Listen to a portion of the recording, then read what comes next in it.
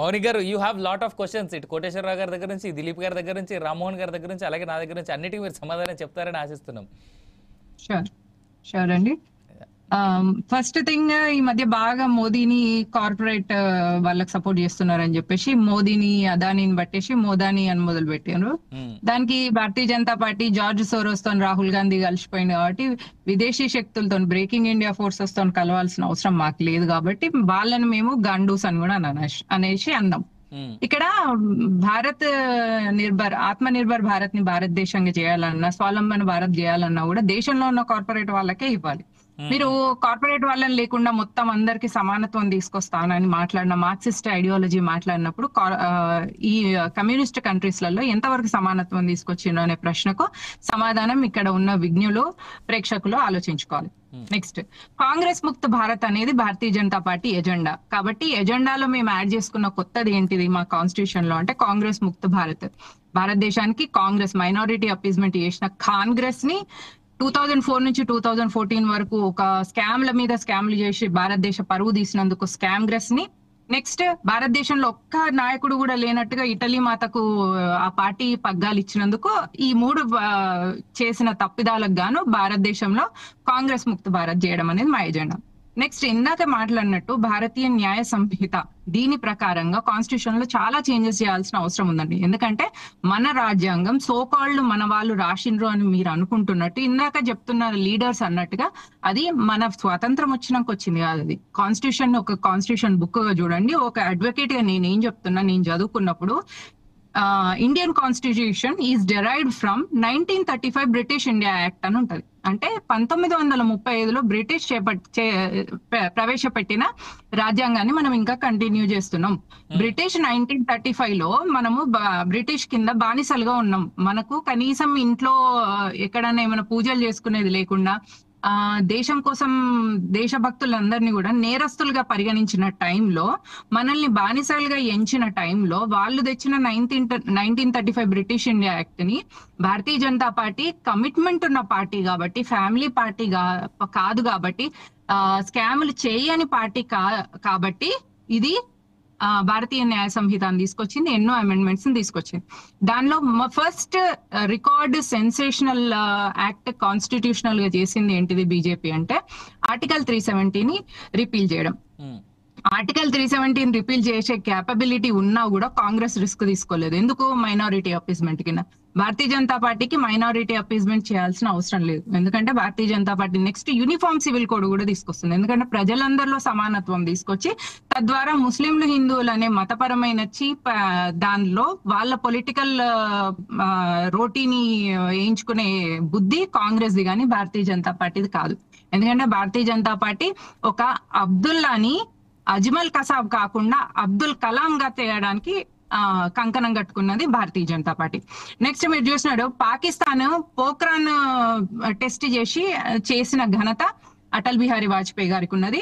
Next surgical strikes పోయి అక్కడనే వాడి ఇంట్లోకి వెళ్ళేసి వాడినే తన్ని వచ్చేంత దమ్ము మళ్ళీ నరేంద్ర మోదీ గవర్నమెంట్ ఉంది. కాబట్టే ప్రజలు, మనం మొన్న తెలంగాణలో చూసినాం 8 ఎంపీ సీట్లు ఎట్లాంటి క్యాంపెయిన్ ఓన్లీ మోదీ మొహం చూసి వేసిండ్రు. ఎక్కడ మోదీది తగ్గిపోయింది? తెలంగాణలో కాంగ్రెస్ ని రూలింగ్ లో ఉన్న కాంగ్రెస్ కి 8 సీట్లు వస్తే మాకు కూడా 8 సీట్లు వచ్చినాయి. ఇక కేసీఆర్ ది చూసిండ్రు కదా, భూస్థాపితం అయిపోయిన పార్టీ అది. నెక్స్ట్ మోదీ గారు సుప్రీంకోర్టుని కేర్ చేయరు, బేఖాతరు చేస్తారు అని అంటున్నారు. 500 సంవత్సరాల కింద దెబ్బతిన్న హిందూ స్వాభిమానాన్ని సుప్రీంకోర్టు వర్డిక్ట్ వచ్చిన తర్వాతనే మేము రామజన్మభూమి వర్డిక్ట్ ని అక్కడ ఎగ్జిక్యూట్ చేసినాం. ఒక వర్డిక్ట్ కోర్టు ఇచ్చిన తర్వాత దాని ఎగ్జిక్యూషన్ కూడా ఇంపార్టెంట్. కాబట్టి భారతీయ జనతా పార్టీ కమిట్మెంట్ ఉంది కాబట్టి రామజన్మభూమికి మేము సుప్రీంకోర్టు వర్డిక్ట్ వచ్చినాకనే చేసినామండి. That is mind that point. Next, Rajiv Gandhi గారికి ట్రిపుల్ తలాక్ ని బ్యాన్ చేయమని సుప్రీంకోర్టు చెప్తే అది ఆయన ముస్లిం వక్ఫ్ బోర్డుకి అందించారు. వక్ఫ్ బోర్డుకి సంబంధించిన చట్టాన్ని కూడా చేయడంలో ఇన్కేపబుల్ అయిపోయింది కాంగ్రెస్ పార్టీ. నెహ్రూ గారికి యూనిఫామ్ సివిల్ కోడ్ దేవాలి, ప్రజల మధ్యలో సఖ్యత ఉండాలి అని చెప్పినా కూడా సుప్రీంకోర్టు చెప్తే కూడా ఆయన కూడా వినకుండా మైనారిటీ అపీజ్మెంట్ కింద యూనిఫామ్ సివిల్ కోడ్ ఉంచకుండా ఈ దేశంలో 2 ఉంచిండ్రు, ముస్లింలకు సెపరేట్ చట్టం, హిందూస్ కి సెపరేట్ చట్టం. That it self shows the ఇన్కేపబిలిటీ of Congress party. అందుకనే కాంగ్రెస్ పార్టీని భూస్థాపితం చేయాలని ప్రజలు అప్పుడున్న సిచ్యువేషన్స్ అని కూడా అనుకోవచ్చు కదా. మేబీ ఏం సిచ్యువేషన్స్ ఏముంటాయండి? ఒక నాయకుడిగా మీకు లక్ష్యం మీకు ఏముంటది? మీరు ప్రజల మధ్యలో సమానత్వం తీసుకురావాలి అన్నప్పుడు మీరు యూనిఫామ్ గా సివిల్ కోడ్ ఇవ్వాలి కదా సివిలియన్స్ అందరికి. సరే మీరు సివిల్ కోడ్ మాత్రమే ముస్లిమ్స్ కి సెపరేట్ పెట్టిండ్రు, క్రిమినల్ కోడ్ కూడా సెపరేట్ పెట్టింది. ముస్లిం ఎవడన్నా రేప్ చేస్తే ఆ రోడ్డు మీద రాళ్ళు పెట్టి కొట్టండి. ముస్లిం ఎవడన్నా మౌనిక గారు వి బీన్ డీవియేటింగ్ అంటే ఈ సబ్జెక్ట్ మేబీ ఇవాళ కాదు రేపు నేను పెట్టుకున్నా. మీరు మధ్యలో క్వశ్చన్ వేసినందుకు నేను అడుగుతున్నా, సివిల్ కోడ్ ఎందుకు సెపరేట్ పెట్టిండ్రు? క్రిమినల్ కోడ్ కూడా ముస్లిమ్స్ దే పెట్టండి. షరియా నుంచి సివిల్ కోడ్ తీసుకున్నప్పుడు క్రిమినల్ కోడ్ కూడా తీసుకోండి అని అంటున్నా. రైట్ లేదు అంటారా మొత్తం భారతదేశంలో ఉన్న ప్రజలందరికీ ఒకటే న్యాయం పెట్టండి, ఒకటే చట్టం పెట్టండి, ఒకటే లా ఉంచండి. దట్ ఈస్ కాల్డ్ యూనిఫార్మిటీ కదా.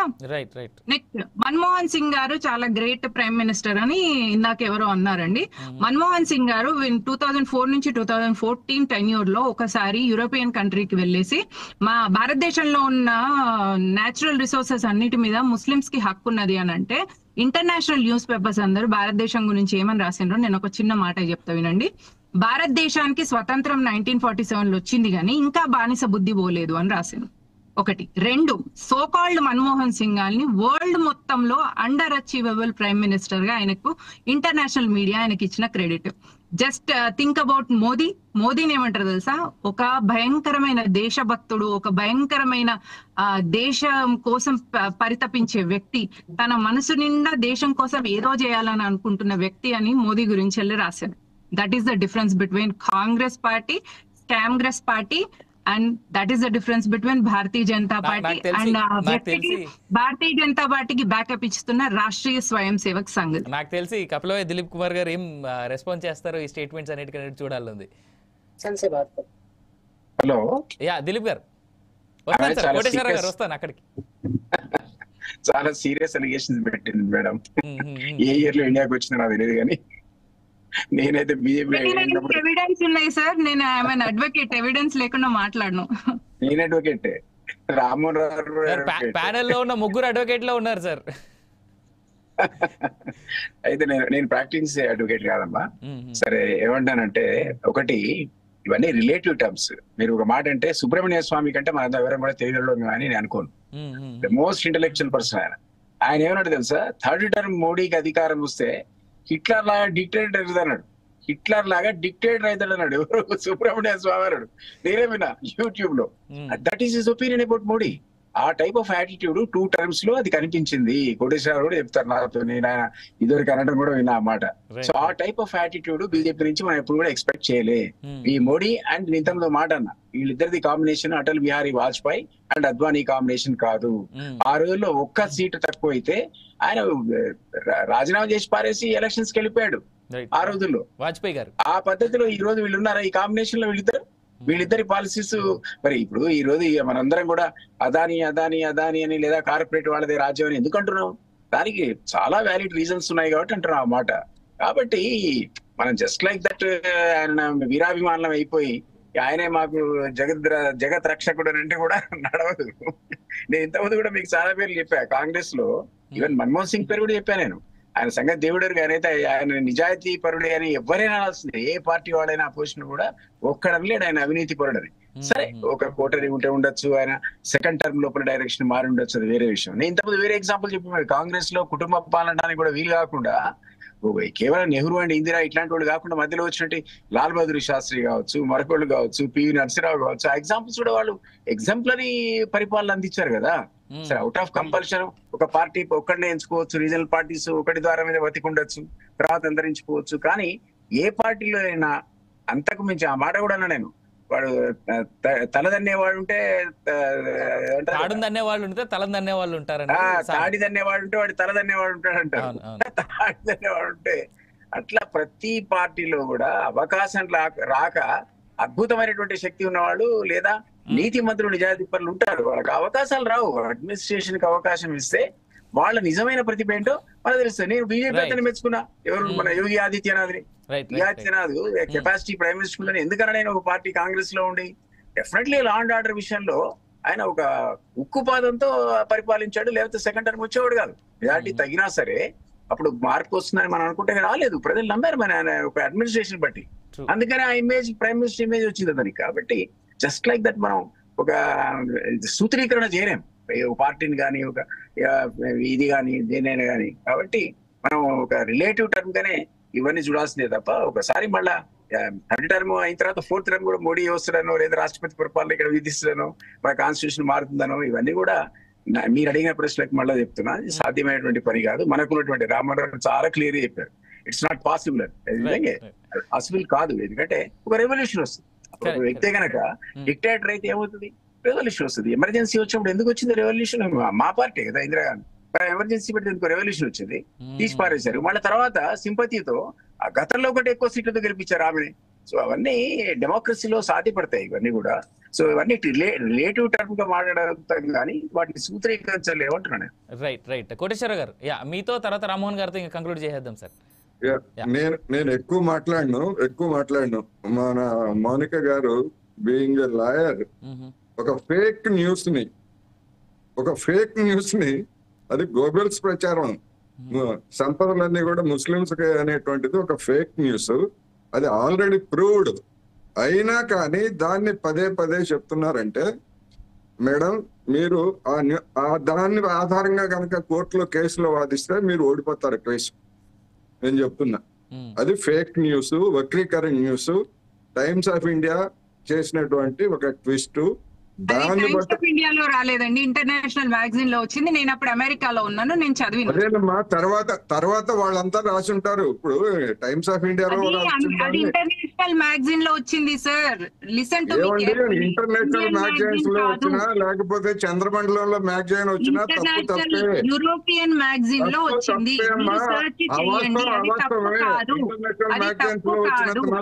భారతీయులకు బుద్ధి అనేది తగ్గలేదు అని వాళ్ళు రాసిండ్రు. ఆర్ఎస్ఎస్ లో హిందూ మహాసభలో పనిచేసిన వాళ్ళందరూ బ్రిటిష్ వాళ్ళ కాళ్ళు పట్టుకొని ప్రేమ లేఖలు రాశారు. అసలైన బానిస బుద్ధి అది. ఆ లెక్కకు వస్తే వాళ్ళెవరో రాశారంటే ఎట్లాగా మీరు? అది ఫ్యాక్ట్ కాదు. మన్మోహన్ సింగ్ విధానాలను నేను విమర్శిస్తా, నేను అంగీకరించను. కానీ ఆయన economically he's a very intellectual person. కానీ కాంగ్రెస్ ఆయన IMF ప్రపంచ బ్యాంకు మనిషి. కన్ఫ్యూజ్ అవుతున్నారు, మీరు కన్ఫ్యూజన్ లో ఉన్నారు. ఆయన మీరు కన్ఫ్యూజన్ లో ఉన్నారు. గోబెల్స్ ప్రచారం తోటి మీరు కన్ఫ్యూజ్ అవుతున్నారు. Right sir. రామ్మోహన్ గారు భారతదేశ ప్రజాస్వామ్యం చాలా గొప్పది. ప్రపంచంలో అత్యధిక పెద్ద ప్రజాస్వామ్య దేశం మనము. మన దానిలో ఏమైనా ఇట్లాంటి పొరపాటు చేస్తే ఇందిరాగాంధీ అంటే ఓడించాం. మీరు దిలీప్ గారు అన్నట్టు మోడీ గారు కూడా మోడీ గ్యారంటీ అంటే ఏం చేసిందో చూసింది కదా, అందుకని సమస్య. నేను కూడా అది కోటేశ్వర గారు తెలియకరిస్తున్నాను, ఫేక్ న్యూస్ అది. నేను మీరు కన్ఫర్మ్ చేసుకోండి మౌనిక్ గారు, అది కరెక్ట్ కాదు. కానీ నేనేమంటున్నానంటే మీరు ఆ ఫ్రేమ్ లో ఉన్నారు కనుక దాని నుంచే చూస్తున్నారు. కొంచెం దాన్ని బయటకు రండి, బయటకు వస్తే ప్రపంచం తెలుస్తుంది మనకు. అంటే మీరు తక్కువ లేదు, చాలా ఉన్నది. కానీ కొంచెం ఇటువంటి విషయాలు మనం ప్రచారం చేయదు. నెంబర్ 1. రెండోది ఏమంటున్నాను సార్, ఇప్పుడు రేపు పొద్దున ప్రధానమంత్రిగా కాకుండా అధ్యక్ష తరహా పాలన తీసుకొచ్చి అవుతారా అంటే ఒక్క అవకాశం ఏది ఉందంటే రాజ్యాంగ సవరణ అవసరం లేదు.